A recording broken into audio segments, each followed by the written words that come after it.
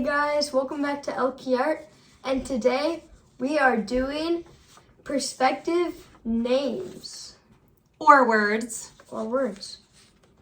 Very fancy. This is 1 point perspective. We start by making some block or bubble letters. I was showing both kinds on mine. We add a vanishing point and then add the lines to make it look like these letters are jumping out at you. All right. Follow along if you would like to do some perspective word art with Mrs. Elkie and Aaron.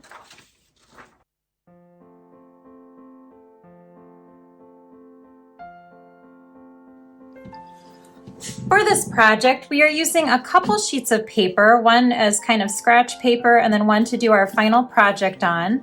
We're starting with a pencil, but we also have Sharpie, and then we've got some colors. We will be using a ruler as well, so I kind of have all of those things handy and ready to go, okay? The first thing I want to talk about is just doing some lettering, okay? Before we actually do our project, I want to show you a couple of tricks and tips on making letters. Now, we'll probably do something called block letters, but you could also do bubble letters as well. The difference is this, so a block letter looks something like this. It has all very straight edges, kind of block-like, and straight lines, things like that, where bubble letters are a lot more rounded and curvy. So, for example, the letter A in block and bubble look very different. And you could really do either one for this type of project. Now, if you're not quite sure how to make a block or bubble letter, something that you could do is you could actually try a letter. So Aaron, give me a letter. L. L. So you could just draw a regular letter L like this. And then you can make it block or bubble by kind of going around the line with either straight lines like this and kind of staying about equally distant, so away from the line. So now I have a block L. Or for a bubble, you just make it more curvy around the lines for a bubble letter L. Okay, let's do another one. Should you erase the insides? Yeah, so once you've done that, then you would go in and erase your original letter to make it look like a block or bubble letter. You want to give me another letter to practice with? Maybe M. What's a hard one? M. You think M might be hard? All right, let's try M. So I start off with kind of lightly drawing my M. And then a lot of times I like starting with the bottom and the top just so I kind of know where I'm going. Ooh, maybe the middle too, like that. And then kind of connecting them to make the block letter like so. So that would be a nice block M, and you can erase the middle. The bubble M is similar. You could actually start with curves on each of the ends here and then just kind of connect them with your bubbly letters. Yeah, it's not that good. Try to keep them really fat. This is more of a Definitely takes some practice. You just missed your little thing down in the middle here, and then you got an M like so. Okay. Another hard letter that people struggle with is the letter R. So I'm going to go ahead and show you the letter R. So if I have an R here, I'm going to go ahead and make a nice, neat capital R for both. And then to make it block, the straight part's easy. It's kind of trying to figure out this middle part that's tricky. So I'm just going to kind of stay around the outside and then come up in the middle. And then the inside, I'm going to go straight and then around like this.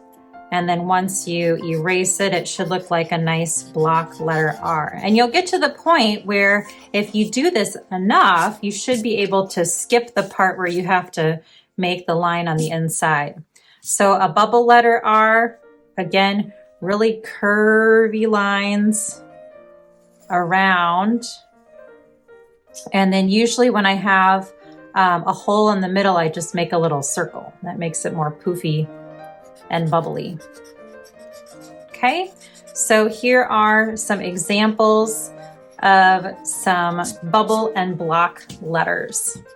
Okay, now we're going to go ahead and do this project with our name, and I'm going to go ahead and do two versions of this. I'm going to do a block one on the top and a bubble one on the bottom so that you can decide which one you want to do, but you'll actually just be picking one or the other. So you can decide if you want your name kind of up towards the top, kind of coming down here, or you can make your name a little bit towards the bottom, kind of coming up to a point there. So you decide first where you want it. Do you want it more on the top or one on the bottom? And I'm going to do both just to kind of demonstrate either one, but you can pick either one for your name. And I'm actually going to do the word love because I thought that would be fun to do. So it doesn't have to be a name. It could always be a word that you like as well. Okay, so I'm going to start off by trying to figure out where my word is going to be. So either decide top or bottom of your picture.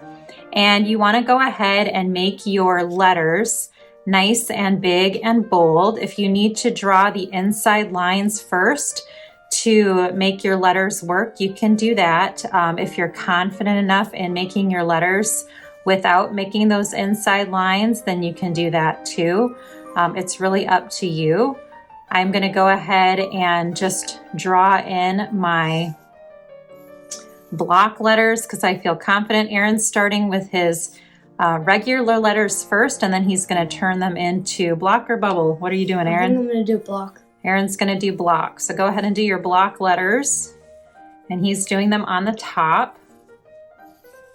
So I'm going to go ahead and do my block letters here. So notice I kind of took up the whole space, and then on the bottom I'll do bubble letters.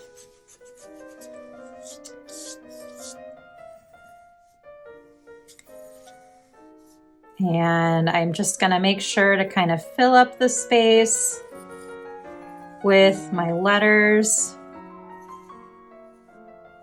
Make them nice and big.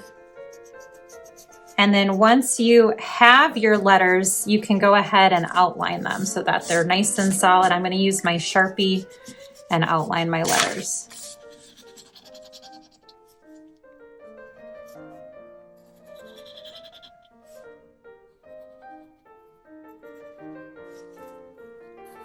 Now, if you have a really long name, you'll definitely have to make your letters smaller so that they fit. Sometimes when I do this, I even start with the middle letters, like I would start with the O and the V and then add the L and the E just to make sure that I'm kind of centered. So it can be tricky kind of making this mapped out so that your letters fit on the page. And that just comes with practice. And I've done a lot of lettering stuff, so I can kind of eyeball it. But if you need to, you can kind of measure that out to make sure that yours fits well on your page.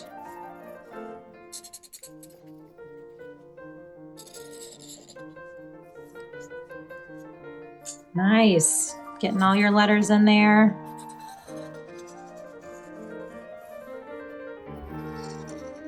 And you can decide too if you want your letters to touch or not. They can just be floating separately or they can be touching. That really doesn't matter for this project either.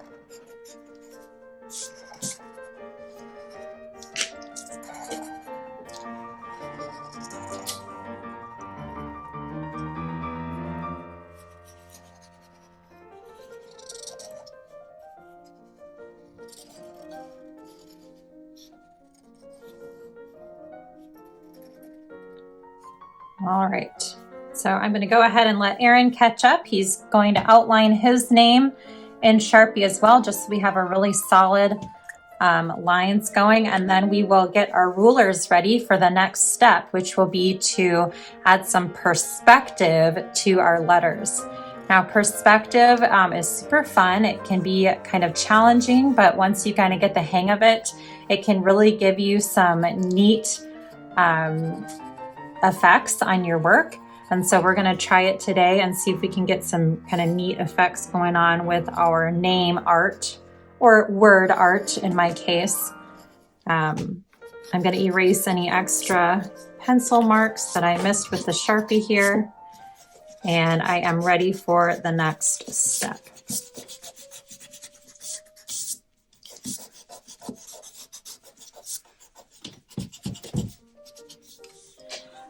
All right, at this point, we are going to have our pencils and our rulers ready to add the lines of perspective. Now, the first thing we need is a vanishing point.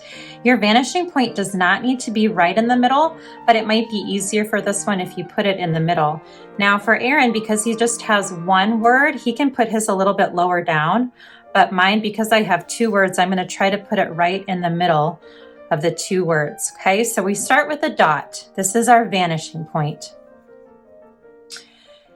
Then we find any point or part of our letter, and we're going to connect it with a line to the dot. So I'm going to line up the first part of my L here with the dot, and I'm going to draw a line. Now, if you feel confident enough to do this with your Sharpie, you can. We're just doing it in pencil just in case we need to erase.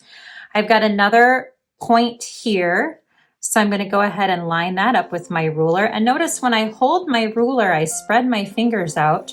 This will make it so that the ruler doesn't wobble as much when I'm using it. So this kind of makes it nice and steady. I'm going to go ahead and add another line there. This one up here I'm going to do, but the O actually gets in the way. So if I have my O here, my L line actually would be behind my O. So you may have some lines that run into other letters and you'll just have to have them disappear. The top of my L, for example, I'm going to line that up with my dot, but it's going to run into the other part of my L, so I'm going to stop it right here instead of going all the way through.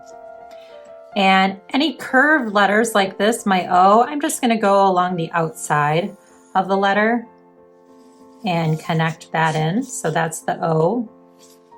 The V, I'll do the same thing. So I'm going to get my dot, get my V, find something that connects. It ran into my O, so I'm going to stop there. I'll get the bottom edge of my V. Everything has to connect to that dot. So see if you have things like this where it's just going to run into other parts of the letter, you don't need a line, but check every edge that you are using for all of your letters and see if you can connect them somehow to this line of perspective, okay? So very important to use the ruler for this. If you don't use the ruler, your lines can be kind of crooked or wobbly. The rulers give you really nice straight lines and really helps with the effect. And I think that's about it. So you can see I've kind of gone to every corner, every edge of all of my letters, and they're all connecting down to this dot, okay? And Aaron's still working on his. He's got a lot of connections with those A's to work on, so that's definitely a lot more work. While he's doing that, I'll show you the bubble letters. Now the bubble letters are actually a little bit trickier because they don't have points. They have just curves. So you'll just have to kind of pick the edges of the curves to connect to your dots. So you can kind of pick a couple different areas of the curve. I mean, even if you wanted to kind of go in the middle of a curve and draw lines, it'll still give you the illusion of those things kind of connecting up to your vanishing point. And I'm just going to continue to draw lines that connect to all of these letters,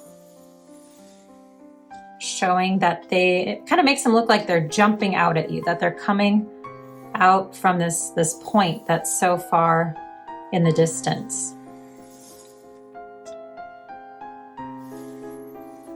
And I'll even do some of the bottom edges of these too, if I can get to them. I really can't get to any of the other ones. You can see the bubble letters are a little bit different. It's just kind of a lot of lines none of them that connect too well. Ooh, look at all those lines. Man, you got a lot to connect. Now here, Aaron was doing his top lines. He actually could just stop right here. You didn't have to continue them because the other A would be in the way. So you've got a couple extra lines down here below, but otherwise it's looking pretty good. Yep. So this one, like for example, when you do this line, it's gonna stop when it hits here because there'll be another letter in the way. Okay. Now, as Aaron's continuing to work on his letters, basically the rest of the project is to add some color. You can trace your lines with Sharpie so that those are a lot stronger, or you can leave them a little bit lighter and just use your colors, whatever colors you use, to add the interest in the lines. I will be adding some bold colors to my words, and then I'm going to add some shading to my vanishing lines here. So we can go ahead and do that next. All right, you ready to add some color? Yep. All right, let's do it. All right, at this point, you can see that we have added some color to our letters. You could do something like this where you have a pattern in your letters, or you could do something like this where you've just added some shading inside of your letters too. Bubble letters especially can look pretty nice when shading. The other thing that we are going to do is we're going to add some shading on these lines of perspective. So I'm going to just use colors that are similar to the colors I used for each letter. So since I used pink in this L, I'm going to go ahead and shade with some pink. And you can kind of do the shading in a variety of ways too. For my project, I think what I'm going to do is I'm going to shade darker closer to the letter and then lighter as it gets farther away to the vanishing point. So you could do something like this and push down really, really hard as you are really close to the letter. And then as you get farther away, you can get lighter and lighter and lighter by pressing down a little bit lighter on your pencil. Okay. Now that's one option. Another thing that you could do is, each letter has a couple different lines to it. So maybe for my other part of my L here, for example, I could do the opposite. So maybe this part is dark down here, and then as it gets closer up to my L, it gets lighter. So that would be kind of a fun way that you could add some variety to your shading. It really doesn't matter too much as long as you have some type of kind of shading influence here on your lettering. So I'm going to go ahead and match the shading to my letter. You can go ahead and do a variety of different ones. I've seen people that do all of the same shading, so like all pink, but then you would really have to kind of play around with making the light and the dark a little bit different too. So here's my L. Next for my O, since I used purple, I'm going to go ahead and switch to a purple colored pencil, and I'm going to start off dark right next to my O and then get lighter as I get farther away. So I'm going to do that for all of my letters, and we'll show you how it turns out when we are finished. All right, so you can see what we did to add some color and some shading to our areas that go from our letters all the way down to the vanishing point. And because my lines kind of ended up getting lost, I'm going to go ahead and very carefully trace my pencil lines to make those nice and strong again. If you need to use your ruler again so that your lines are nice and straight, you can go ahead and do that. But it really kind of helps it pop and makes it a lot more solid. You can see with my top one, I had kind of darker closer to the letter. My bottom one, I had the darker closer to the point, the vanishing point. And then as it got to the letters, it gets a lot lighter. And Aaron's got a variety of colors and shading on his as well. So you can really have fun with this, play around, try a couple different techniques. There's not really a right or wrong with the shading necessarily. There's lots of different ways you can do it, but I do recommend at least trying some type of shading when you are working on this project, because it really does add quite a lot of detail to your piece. Anything else to add, Aaron, as we finish up here? Like and subscribe, hit a thumbs up, because this is a really hard project to do. All right, there you have it, our word perspective art. Thanks so much for joining us and hope to see you again soon.